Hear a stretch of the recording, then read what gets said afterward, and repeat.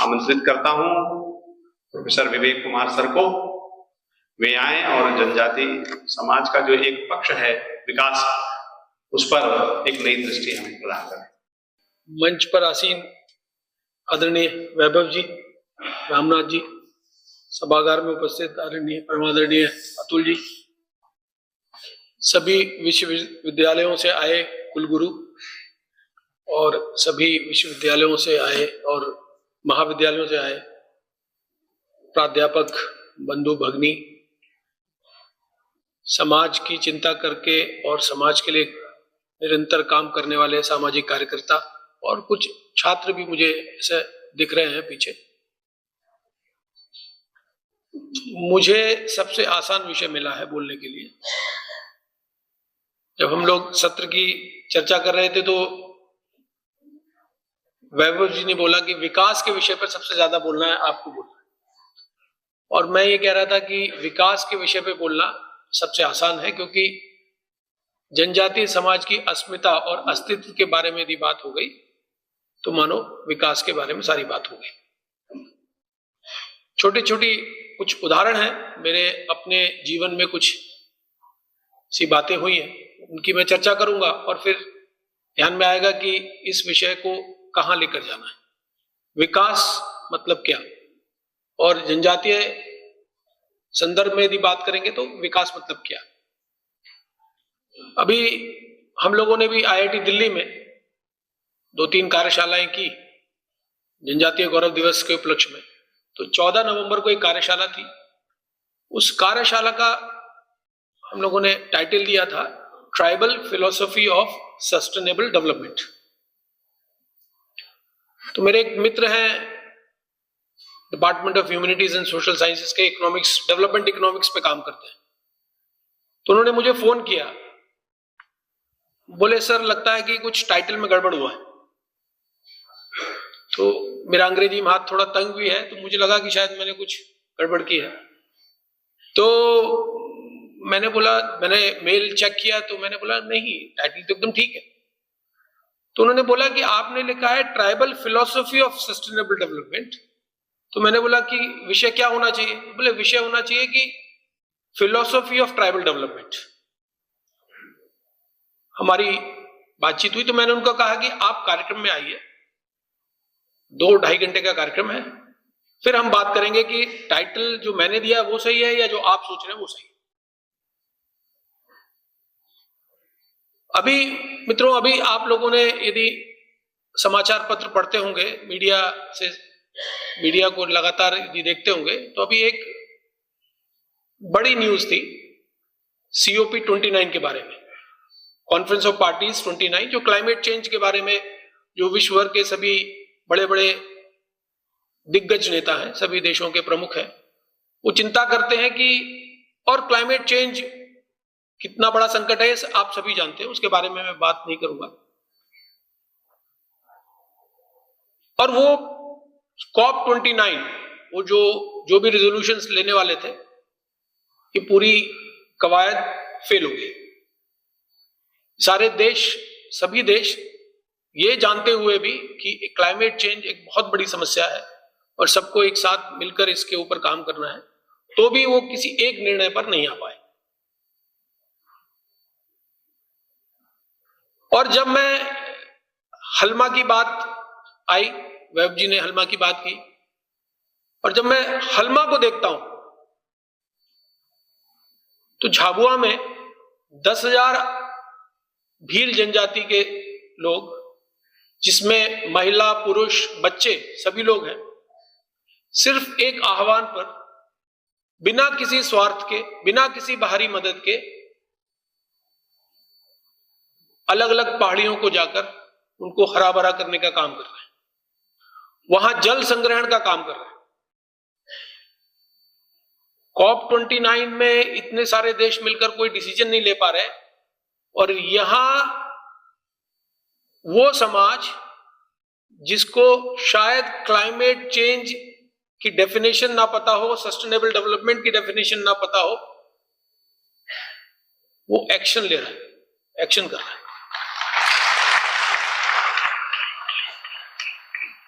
5 वर्ष पूर्व 5-6 वर्ष पूर्व अपने स्टूडेंट्स और अपने परिवार के साथ, मेरे कुछ और मित्र भी थे, प्राध्यापक मित्र थे, उनके भी बच्चे साथ में थे, हम लोग झाबुआ में ऐसा ही एक तालाब देखने के लिए गए।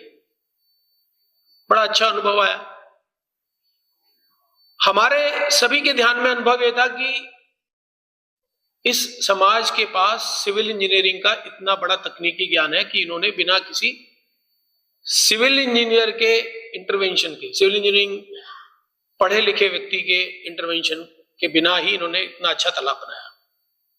लेकिन कुछ बच्चों के मन में प्रश्न आया, उन्होंने पूछा कि ये तालाब, वो तालाब 3 गांव के सभी लोगों ने मिलकर बनाया था और वो तीनों गांवों से लगभग बराबर की दूरी पे था, 2 से 2.5 किलोमीटर की दूरी पे था। तो एक स्वाभाविक प्रश्न आईआईटी दिल्ली के छात्र के मन में जो आ सकता है, वो उसने पूछा कि ये तालाब आपने इतनी दूर क्यों बनाया? यानी कि यदि आप इसको पानी को लिफ्ट करेंगे इरिगेशन के लिए तो आपको एनर्जी की आवश्यकता रहेगी, आपको पीने के पानी के लिए इसका उपयोग करेंगे तो महिलाओं को दूर से आना पड़ेगा और 2-2.5 किलोमीटर चलकर आना पड़ेगा, या फिर पशुओं के लिए भी उपयोग में आएगा तो भी उनको पशुओं को लाना पड़ेगा। मित्रों, मेरे छात्रों को और मेरे परिवार के सदस्यों को यह समझने में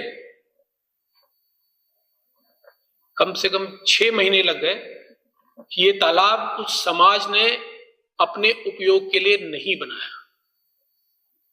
जब ये उत्तर उस समाज से आया कि इस तालाब के पानी का उपयोग हम ना पीने के लिए कर रहे हैं, ना खेती के लिए कर रहे हैं, ना ही हम अपने पशुओं के लिए कर रहे हैं, ये रेस्ट्रिक्टेड है, वर्जित है। तीनों गांवों ने मिलकर निर्णय लिया है कि ये मानव उपयोग में इस तालाब का पानी नहीं आएगा। क्यों बनाया तालाब? प्रकृति के लिए ही बनाया, इस पहाड़ी के लिए बनाया, जंगली जानवरों के लिए बनाया। उत्तर लोगों ने उस समय तो एक्सेप्ट किया, लेकिन उसको एब्जॉर्ब करने में 6 महीने लगे।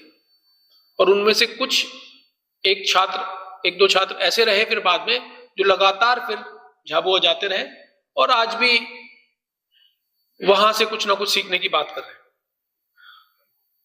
एक और उदाहरण है, मेरी एक छात्रा है, उसने कहा कि ट्राइबल मेल न्यूट्रिशन पे काम करते हैं, जनजातीय समाज में मेल न्यूट्रिशन है, इसके ऊपर काम करते।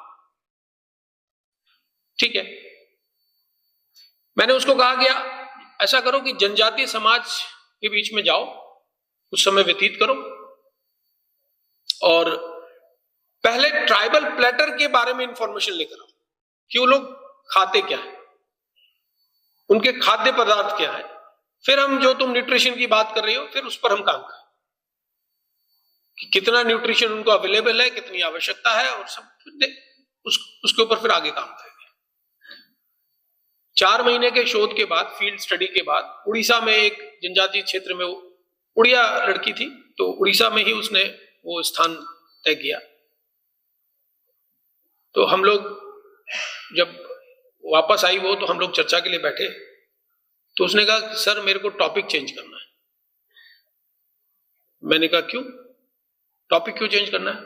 बोली सर अब मैं माल न्यूट्रिशन पे काम नहीं करना चाहती। तो किस विषय पे काम करना चाहती हो? कि सर मैं ट्राइबल प्लेटर पे ही काम करना चाहती हूँ। बोले जिस जनजातीय समाज के साथ मैं काम कर रही हूं, 112 प्रकार की शाक सब्जियां वो लोग खाते हैं।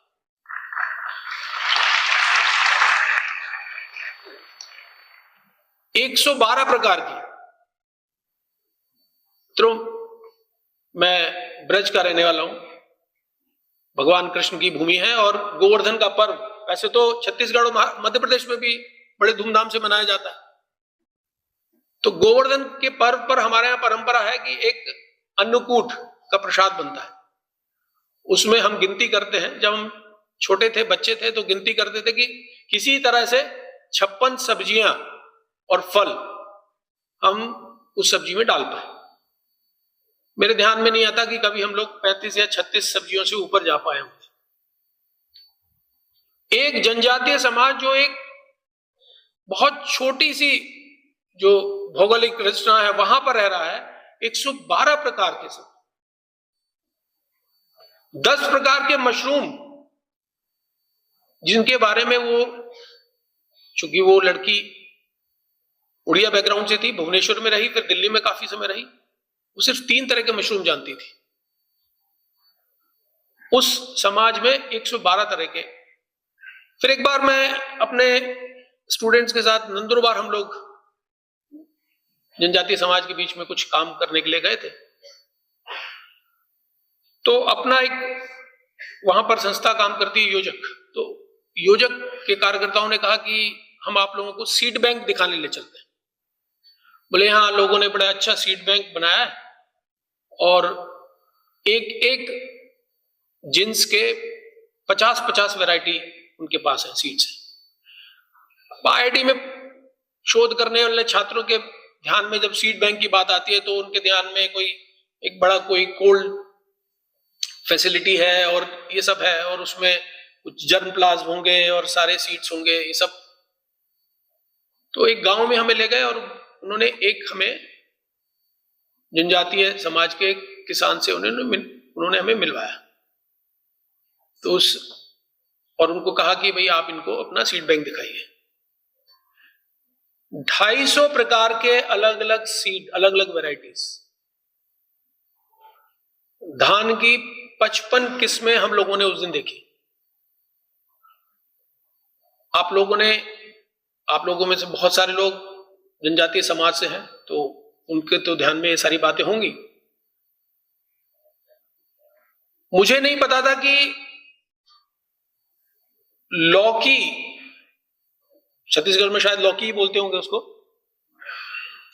15 वैरायटी, 15 सीड्स, और उनका परंपरागत ज्ञान कि कौन सा मौसम, किस तरह की परिस्थिति, और जब बुआई होती है उससे 1.5 महीने पहले परिस्थिति का आकलन कि इस बार कौन सा सीड हमें उपयोग में लेकर आना है।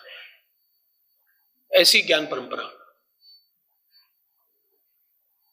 ऐसे कितने ही उदाहरण हैं। मैंने चर्चा प्रारंभ की कॉप से, क्लाइमेट चेंज। मैं एनवायरमेंटल सस्टेनेबिलिटी और गवर्नेंस और सस्टेनेबल डेवलपमेंट दोनों विषयों पर काम करता हूं। 6-7 साल पहले जब हम लोगों ने मैंने जनजातीय समाज के विषयों पर काम करना प्रारंभ किया, और उसका भी ये सब भी एक कोइंसिडेंट आप इसको कह सकते हैं, क्योंकि उन्नत भारत अभियान में जब हम लोग काम कर रहे थे तो जगह जगह सभी विश्वविद्यालयों से छात्रों की तरफ से एक बात ध्यान में आती थी कि जब भी जनजातीय गांवों में जाते हैं और विकास के विषय पर बात करते हैं तो कुछ रेजोनेंस नहीं आता। हम क्या बात करते हैं, वो समाज क्या बात करता है, उसके बीच में कुछ रेजोनेंस नहीं आता। तो जैसे सभी लोग इस तरह की बात करते हैं कि उनको समझ में नहीं आता विकास किसको कहते हैं। तो हमें लगा कि शायद कहीं कुछ कमी है, पहले इस समाज के प्रश्नों को समझना आवश्यक है। तो हम लोगों ने एक बड़ी कॉन्फ्रेंस, वैभव जी, अतुल जी, सभी लोग जानते हैं, एक बड़ी कॉन्फ्रेंस हम लोगों ने दिल्ली में प्लान की कि हम सिर्फ विकास के विषय पर एक कॉन्फ्रेंस करेंगे।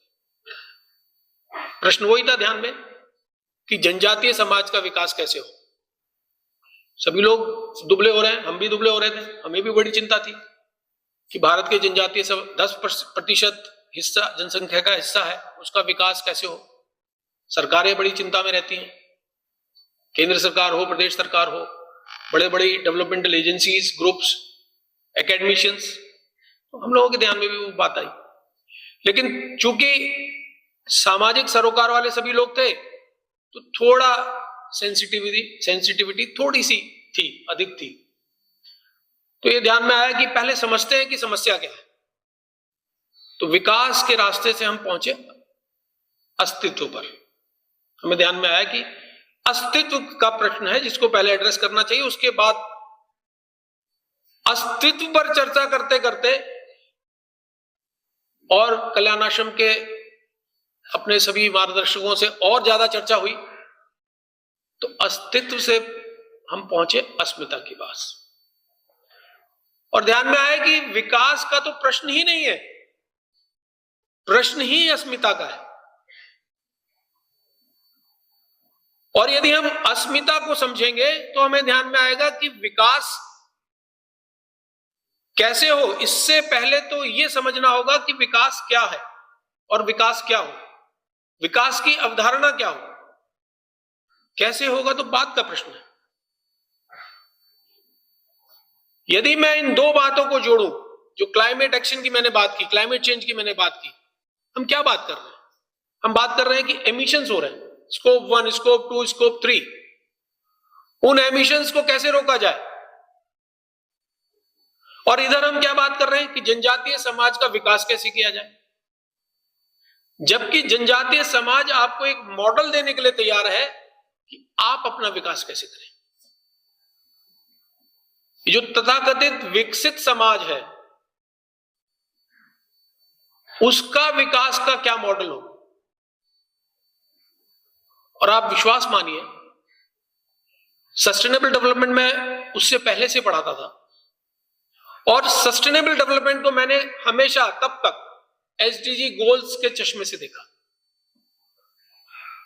आप लोगों में से यदि कोई इकोनॉमिक्स पढ़ते हो या पढ़ाते हो तो एक बड़े फेमस इकोनॉमिस्ट है, वेस्टर्न इकोनॉमिस्ट है, डाली। और बहुत रिसेंटली सस्टेनेबल डेवलपमेंट को डिफाइन करने की उन्होंने कोशिश की। उस सस्टेनेबल डेवलपमेंट को डिफाइन करते समय डाली कहते हैं कि ultimate and is the goal. Economics में हम यूटिलिटी की बात करते हैं ना, और ये जो जितने पैरामीटर्स हैं, गुड्स एंड सर्विसेज हैं, ये सब इंटरमीडिएट गोल्स हैं। और यदि हम अल्टीमेट गोल्स की बात करेंगे तभी हम सस्टेनेबल डेवलपमेंट की बात करेंगे। मैं डाली को भी पढ़ता था, डाली को मैंने पढ़ा, सस्टेनेबल डेवलपमेंट गोल्स को भी। वो मुझे कॉन्ट्राडिक्शन समझ में आता था कि एक तरफ हम सस्टेनेबल डेवलपमेंट गोल्स डिफाइन कर रहे हैं, कंजम्पशन बेस्ड इंडिकेटर्स बना रहे हैं, दूसरी तरफ डाली कह रहा है कि अल्टीमेट एंड होना चाहिए, we should talk about ultimate end. तो अल्टीमेट एंड है क्या? जब से मैंने जनजातीय समाज के साथ नजदीकी से काम करना प्रारंभ किया तो मेरे ध्यान में आया कि अल्टीमेट एंड है क्या। वो अल्टीमेट एंड जनजातीय समाज की अस्मिता है। वो अल्टीमेट एंड वो परंपरा है कि जब जनजातीय समाज के व्यक्ति जंगल में जाता है तो जंगल में पहले वनस्पति से, उस पौधे से, पेड़ से पहले अनुमति लेता है। बैगा की वो परंपरा, जब वो मधुमक्खी बींधने के लिए पहले उससे परमिशन लेता है और उसके साथ साथ वो तब करता है, वो अल्टीमेट एंड की परिभाषा है। ये जो पूरा विकास का प्रश्न जो उठा है, ये वास्तव में क्या प्रश्न है, इसको हमें समझना पड़ेगा। हम क्यों इस पूरे समाज के विकास के लिए इतना चिंतित हैं? क्या वास्तव में इस समाज के विकास के लिए चिंतित है? मैंने अभी कुछ 1 वर्ष पूर्व दंड कारण परियोजना के बारे में पढ़ना प्रारंभ किया। वास्तव में दो पैरेलल एक्टिविटी, 2 पैरेलल विकास की योजना है जिनके बारे में यदि आप पढ़ेंगे तो बड़े इंटरेस्टिंग फैक्ट्स मिलेंगे। हम लोगों ने अभी चर्चा की कि फॉरेस्ट एक्ट, वास्तव में ब्रिटिशर्स फॉरेस्ट एक्ट लाए क्यों? वो नेचुरल रिसोर्सेज की लूट को इंस्टीट्यूशनलाइज करना चाहते थे। उनको ध्यान में आया कि ये समाज आपको लूटने नहीं देगा, ये निरंतर संघर्ष करेगा, उसको लेजिटिमाइज करना था। उन्होंने फॉरेस्ट एक्ट लेकर आए। वो पहले से भी करते रहे। जब से वो इस देश में आए, जैसे जैसे उन्होंने कॉलोनाइजेशन एक्सपेंड किया, उन्होंने फॉरेस्ट रिसोर्सेज की लूट प्रारंभ की। ऐसा नहीं है कि 1863 से ही उन्होंने लूटना शुरू किया, वो तो पहले दिन से लूट रहे। 19वीं शताब्दी के प्रारंभ से ही ब्रिटिशर्स ने एक संगठित लूट की, फॉरेस्ट एक्ट के नाते से उसको इंस्टीट्यूशनलाइज किया। मुझे लगा कि ये दंड कारण परियोजना और एक और जो मैं दूसरी परियोजना बता रहा था, जो कि तराई बेल्ट, जो उत्तर प्रदेश की तराई बेल्ट है, वहां पर भी सिमिलर एक परियोजना थी। आपको जानकर हैरानी होगी कि जितनी विकास की योजना, जितनी विकास की चिंता है, इस सब में एक पैरेलल्स है। दंडकारण्य परियोजना में क्या किया गया? एक योजना थी जिसमें कुछ माइग्रेटेड पॉपुलेशन को एक अपने दंडकारण्य क्षेत्र में उनको बसाना था। जिस तराई परियोजना की बात मैं कर रहा हूं, उस परियोजना में भी यही था। वर्ल्ड वॉर 2 से जो सैनिक वापस आए, उन सैनिकों को कहीं पर स्थापित करना था, उनका पुनर्वासन करना था, उसके लिए तराई बेल्ट ली गई। अब इस पूरे विकास के मॉडल में हुआ क्या? ये योजना, यदि आप दंडकारण्य परियोजना का एक एक बिंदु देखेंगे तो उसमें स्थानीय समाज को कोई स्थान नहीं। उसमें पूरी चिंता इस बात की है कि वो जो लोग बाहर से आए हैं उनको कैसे बसाया जाए, उनका पुनर्वासन कैसे किया जाए। और वास्तव में तो चिंता उनकी भी नहीं है, उसके भी बड़े बड़े हास्यास्पद मॉडल हैं इस देश में। वो चिंता पूरी इस बात की है कि इस पुनर्वासन के पूरे मॉडल में एक बड़ा अर्थ फाइनेंसेस इन्वॉल्व, फिर उनका कैसे डिस्ट्रीब्यूशन होगा। जो उस परियोजना के माध्यम से जंगल के जो रिसोर्सेज थे, हमारे जो प्राकृतिक संसाधन थे, उन पर कैसे कब्जा होगा। तो ये जो पूरा विकास का जो चिंतन है, जनजातीय विकास के बारे में जब हम बात करते हैं, तो ये पूरा चिंतन, इसके केंद्र में जनजातीय समाज नहीं है। से आप लोगों ने वो सुना होगा, कहीं पे निगाहें कहीं पर निशाना। हम ये जितनी भी विकास की चर्चा करते हैं, जब भी जनजातीय समाज के विकास की, जनजातीय क्षेत्रों के विकास की बात करते हैं, तो उसका निशाना कहीं और है। और इसीलिए ये जो कॉन्ट्राडिक्शंस, कॉन्फ्लिक्ट, ये सारा जो ध्यान में आता है, ये उसीलिए हमारे ध्यान में आता है। मैं कहीं पढ़ रहा था, जो मैंने तराई का एग्जाम्पल दिया, थारू और बॉक्सा जनजाति वहां रहती थी, और एक ब्रिटिश ऑफिसर ने लिखा है, क्योंकि ये परियोजना प्रारंभ की थी ब्रिटिशर्स ने 1945 में, बाद में हमारी अपनी सरकारों ने उसको कंटिन्यू किया। तो एक जगह वो लिखते हैं कि इस क्षेत्र में कोई भी ब्रिटिश अधिकारी 2 दिन से अधिक नहीं रह सकता। यदि उसने 2 दिन का प्रवास किया तो निश्चित रूप से वो मलेरिया से ग्रस्त होगा। और वो लिखता है कि मैं ये समझ नहीं पाता कि ये जनजातियां इस क्षेत्र में लगातार रह रही हैं और इनको मलेरिया क्यों नहीं होता।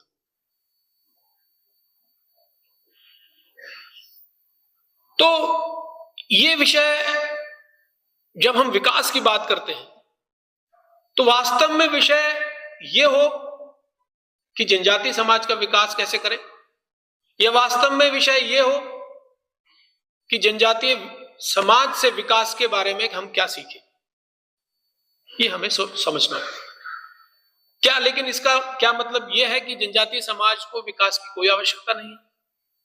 क्या उनको मॉडर्न हेल्थ फैसिलिटीज की कोई आवश्यकता नहीं है, या जो कम्युनिकेशन के नए साधन हैं उनको उनकी आवश्यकता नहीं है?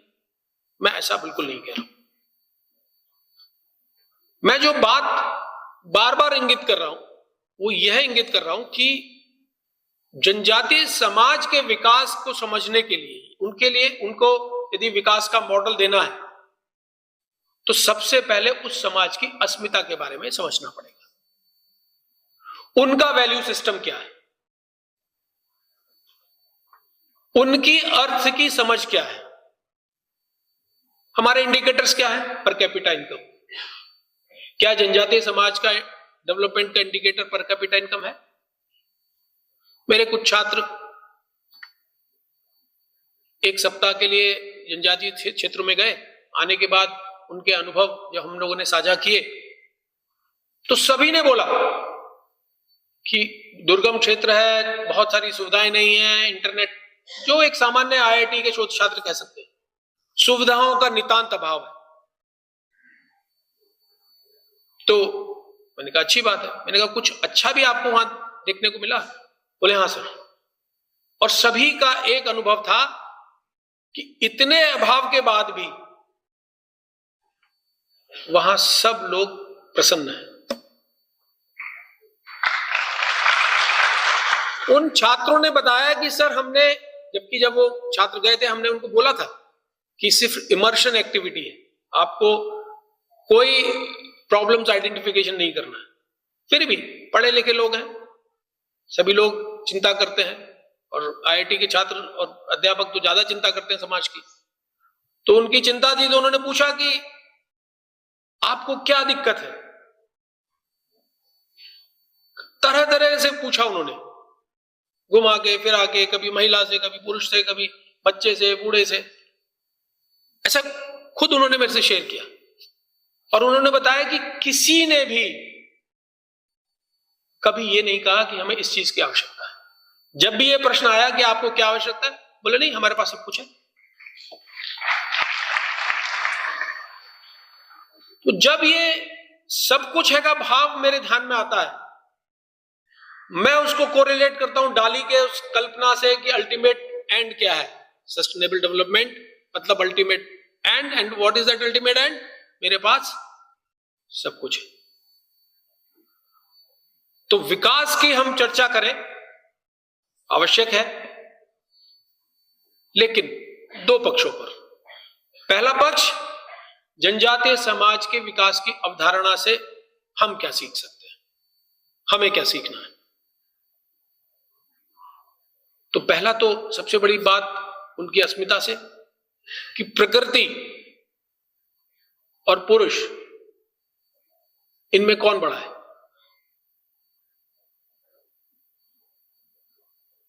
हम लोग अक्सर सुनते हैं कोई एक्सप्लोरेशन का कोई काम होता है, चंद्रमा पर चंद्रयान गया, मंगल पे मंगलयान गया। हम टाइटल देखते हैं न्यूज चैनल्स पे, मानव ने चंद्रमा पर विजय पाई। कोई एवरेस्ट पे चढ़ेगा तो फला व्यक्ति ने एवरेस्ट फतेह किया। भाई एवरेस्ट का और उसका क्या झगड़ा था? कोई झगड़ा नहीं था।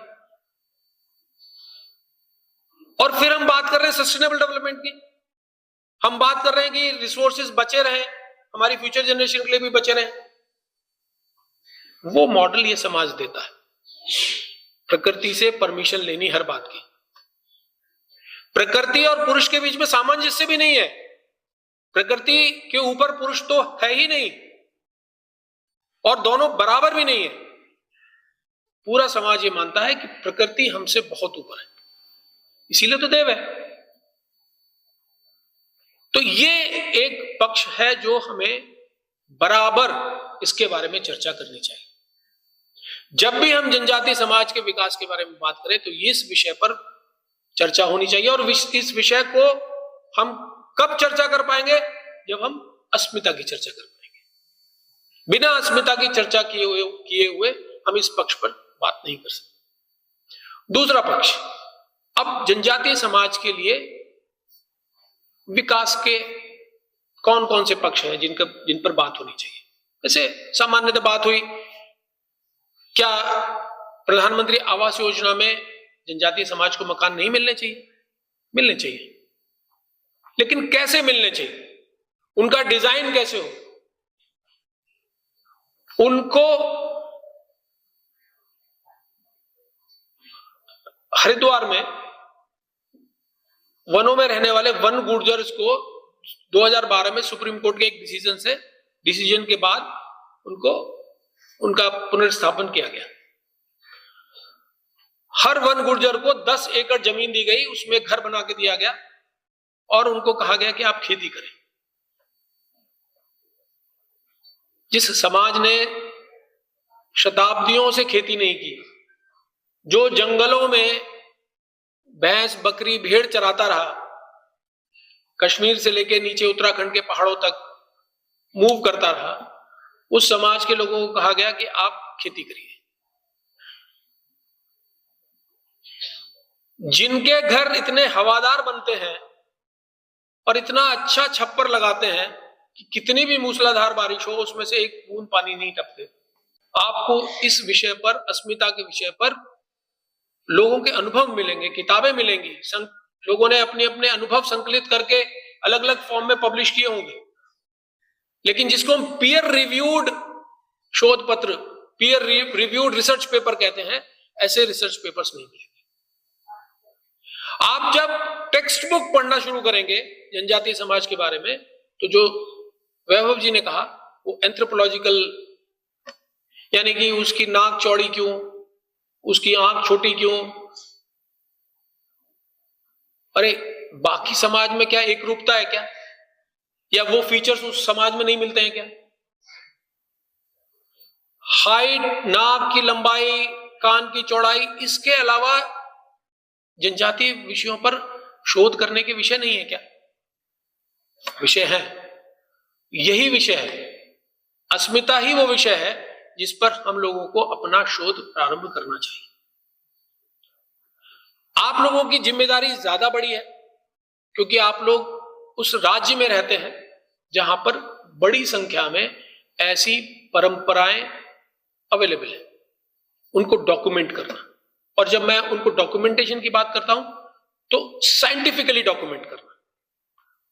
रिसर्च मेथोडोलॉजी जो प्रूवन रिसर्च मेथोडोलॉजी है, सर्वे के मेथड्स, एफजीडी जीडी के मेथड्स, वो सारी वो प्रक्रिया अपनानी जो कि साइंटिफिक है, जिससे कि जब आप उस शोध को पब्लिश करें किसी भी पीयर रिव्यूड अच्छे जर्नल में, तो वहां पब्लिश हो। ये आवश्यक क्यों है? सुबह अतुल जी ने बताया था, शेर को अपना इतिहास लिखना पड़ेगा। यदि आप नहीं लिखेंगे तो वास्तव में शिकारी तो वैसे ही इतिहास लिखने वाला है जैसे वो अभी तक लिख रहा है। अब विषय क्या हो सकते हैं? जैसे लॉ कॉलेज के कुछ छात्र या अध्यापक होंगे,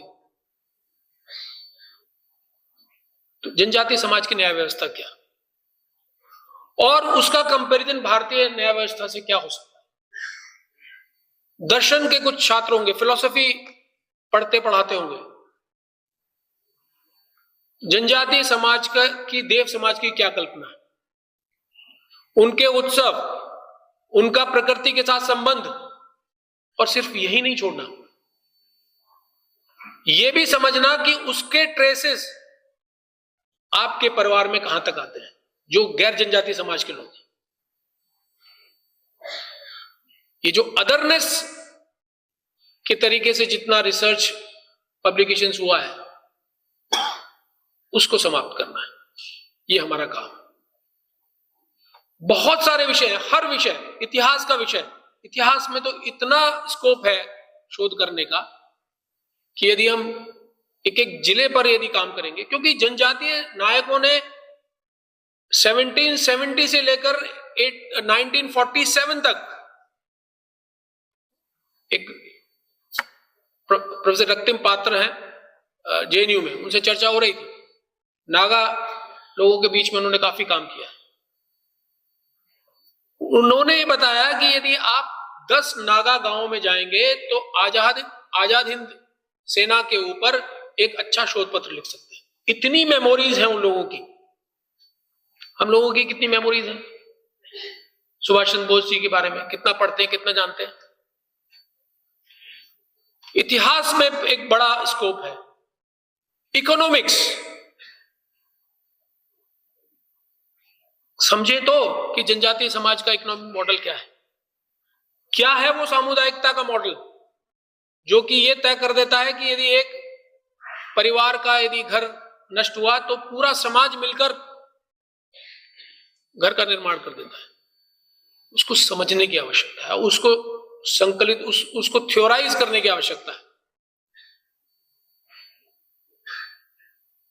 तो मित्रों, मुझे लगता है कि इस विषय पर हम कितनी भी लंबी बात कर सकते हैं। मेरे अपने अनुभव हैं, बाकी और लोगों के अनुभवों से जो मैंने सुना है वो अनुभव है, लेकिन इतना तय है, अध्ययन का ये विषय पूरी तरह से अनएक्सप्लोर्ड है। हम जितने भी एकेडमिशियंस हैं, हम ये चिंता छोड़ दें कि उस समाज के विकास की चिंता हमें करनी है। हम सिर्फ यही चिंता करें कि उस समाज के बारे में हम कितना जान सकते हैं और कितना हमारे छात्र जान सकते हैं और कितना हमारे आगे आने वाली पीढ़ी उसके बारे में जाने। इतना ही यदि हम तय कर लें तो हमारा बहुत बड़ा कंट्रीब्यूशन हो सकता है। आपके एकेडमिक क्रेडेंशियल्स भी अच्छे होंगे और साथ साथ एक अनएक्सप्लोर्ड नॉलेज का जो पूरा एक पेंडोरा बॉक्स है वो सबके सामने आएगा। टीआरकेसी के माध्यम से हम लोग ऐसा प्रयास कर रहे हैं।